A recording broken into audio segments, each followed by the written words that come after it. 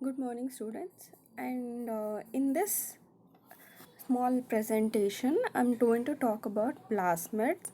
I know you have heard from long time plasmids, but for your syllabus, you have you do not have the artificial constructs of plasmids which you are using in recombinant DNA technology.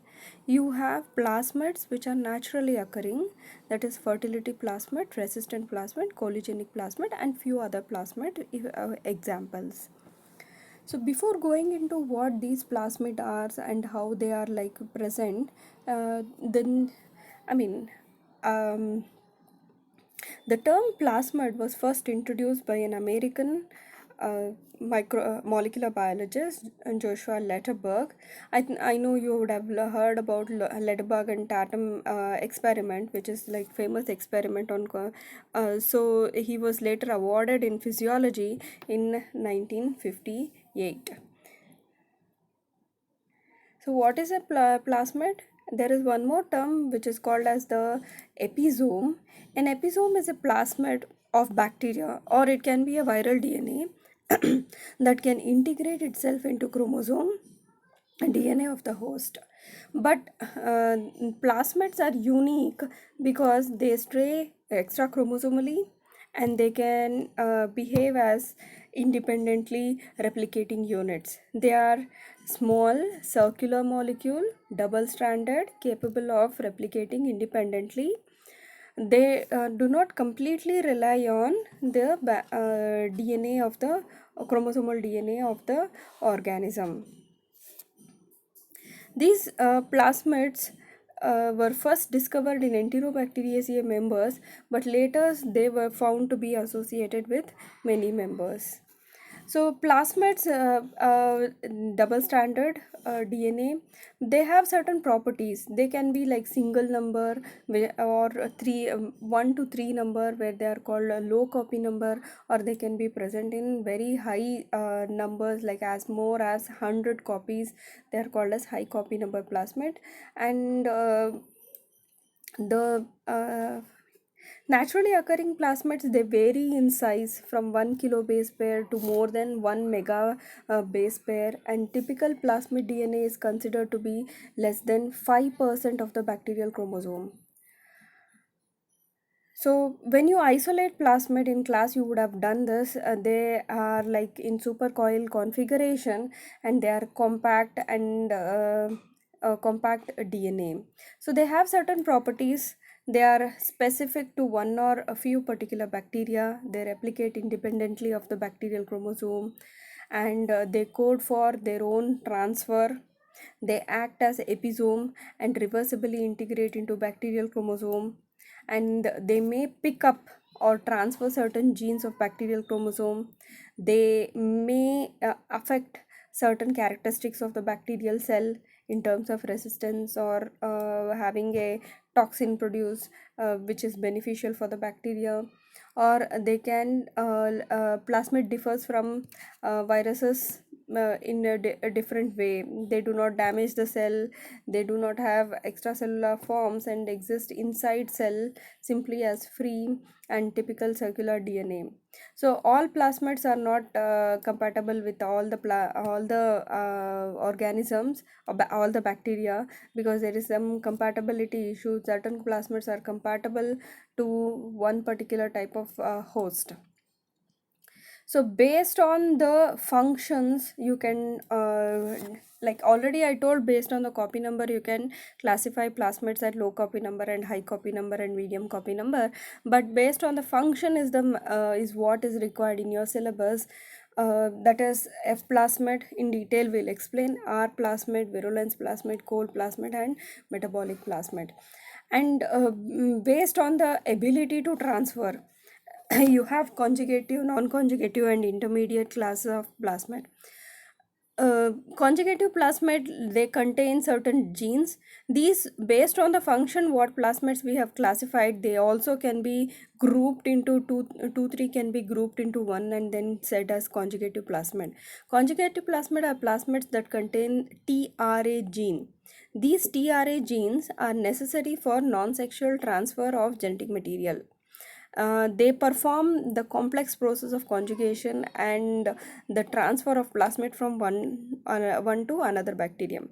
Non-conjugative is like they are incapable of initiating conjugation, hence they can only be transferred with assistance of conjugative plasmid. Intermediate classes of plasmids are mobilizable and carry only a subset of genes required for its transfer. They can parasitize a conjugated plasmid, transferring it at high frequency only in its presence. So now coming to the classification, the F plasmid. F plasmid is also called as the fertility plasmid or the F factor, what we call as, is the very well characterized plasmid. It plays a major role in conjugation in bacteria, that is E. coli, and was the first to be described. Uh, it is it can go up to 100 kilo base pair. This what is represented here is a F plasmid of E. coli. It has origin of replication which can initiate conjugation, and TRA genes which are important for conjugation, and it also has transposable elements, insertion elements, and rep genes. So if this plasmid is present, it confirms the positive nature or the maleness on the bacterial cell, and it is also called as the sex factor. uh, so the F plasmid uh, is very important for bacteria to transfer its genes via conjugation. Next, coming on to the R plasmid, which we R stand for resistant. They are widespread and well-studied group of plasmid. These plasmid confer some kind of resistance towards antibiotic or to various growth inhibitors. It can be metallic ions. The R plasmid typically have genes that code for enzymes that are able to destroy and modify antibiotics. They are usually integrated into the host chromosome.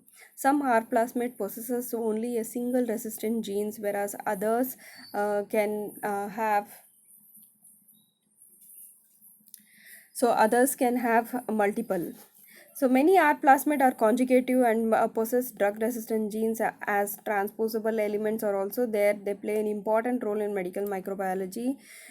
Through if they are spread from population to population, they carry the drug resistant. Here to confer drug resistant to whatever bacterium it is transferring.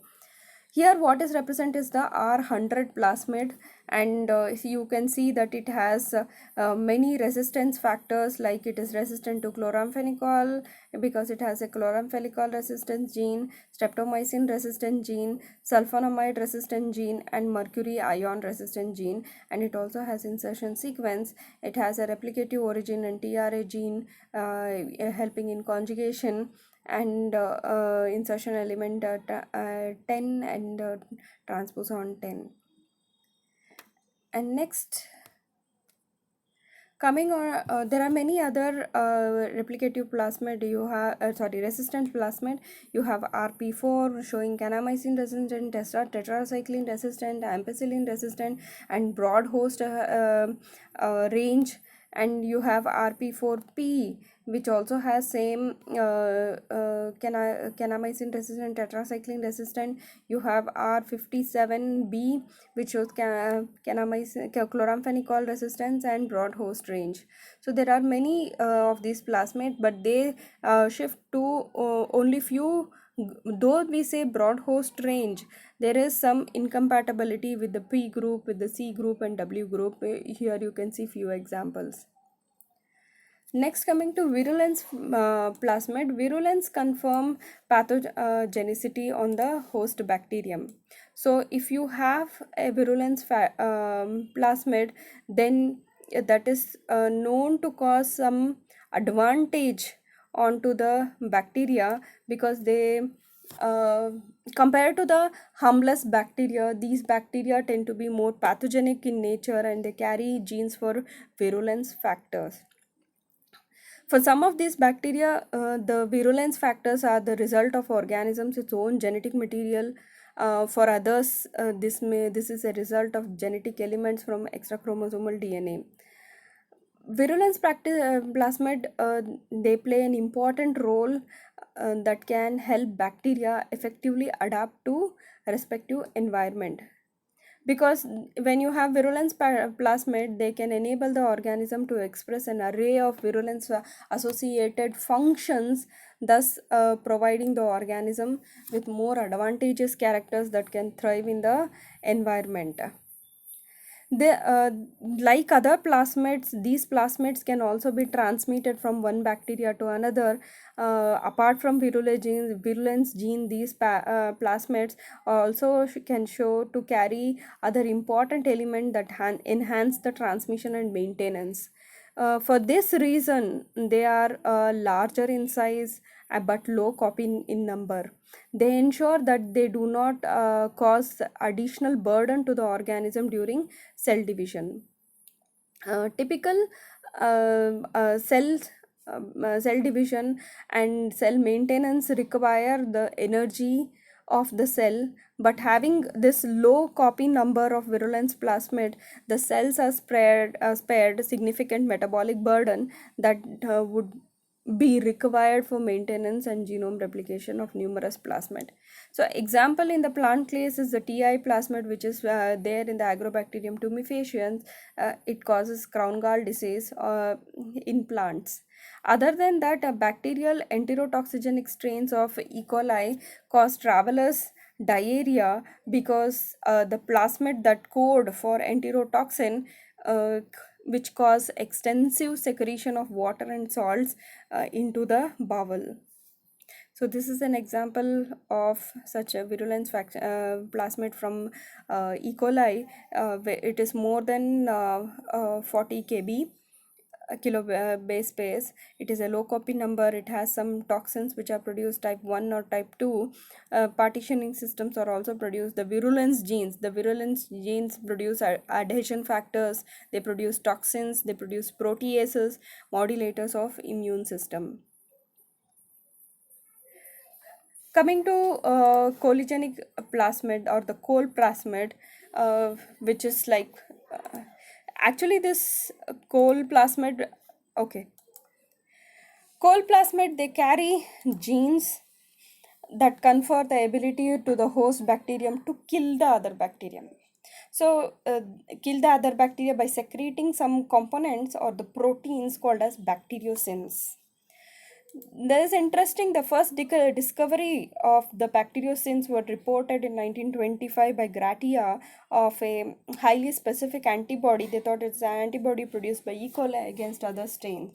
So these are like antibody-like molecules. They are proteins. They are like showing narrow specificity, that is their action on like killing the other bacterium. It's not very specific to colicins. E. coli. There are more than 16 classes of bacteriocins which are which are like in E. coli as colicins, in Pseudomonas aeruginosa as pyosins, in Enterobacteriaceae as cloacins, yeast as pesticin, monocytogenes and monosin, bacillus as sericin, and staphylococcus aureus as staphylococcin. So there are like, you can classify these bacteria also based on the colicins. So these bacteriocins often kill the bacteria cells by creating channels in the plasma membrane, thus increasing its permeability. They also may degrade DNA or RNA or attack the peptidoglycan and weaken the cell wall. Bacteriocins act only closely related strains like E. coli. E1 plasmid of E. coli codes for synthesis of bacteriocin called colicins, which can kill other susceptible strains of E. coli, that is col plasmid. Of some E. coli code for synthesis of bacteriocins, namely colicins that kill Enterobacter species.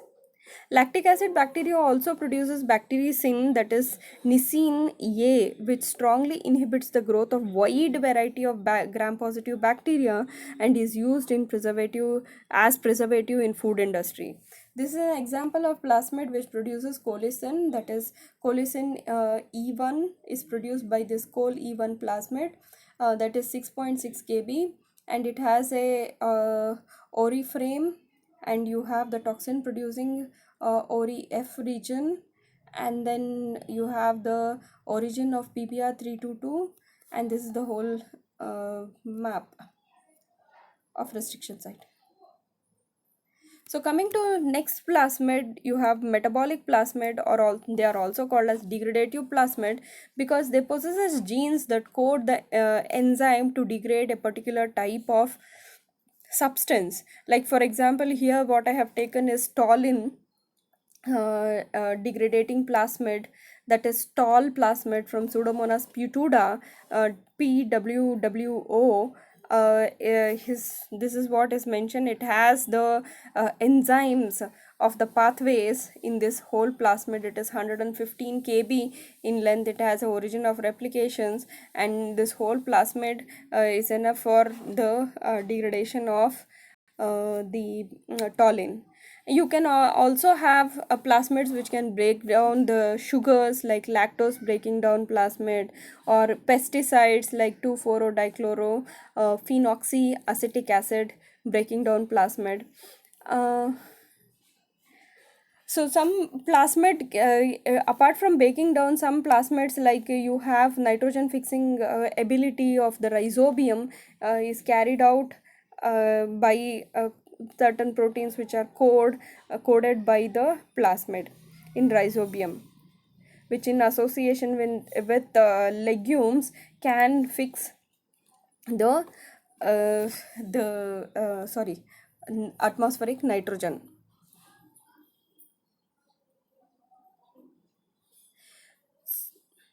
Okay, so this was a brief about the plasmid, this examples, and the host, and what is the size.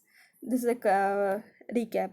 The fertility factor plasmid is present. The host are E. coli and Salmonella, Citrobacter, etc.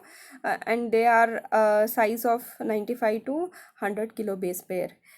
Resistant plasmid, it confirmed resistance to some kind of antibiotics, like you have the RP4, which is confirming resistance to ampicillin, kanamycin, and tetracycline, etc.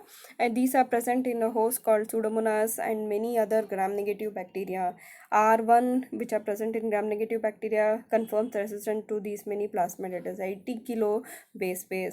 And same example R100, what I showed in the picture, and you have many other examples. Coming to col plasmid, you have col E1, which is 9 kilobase pairs present in E. coli, which produces colicin E1 production.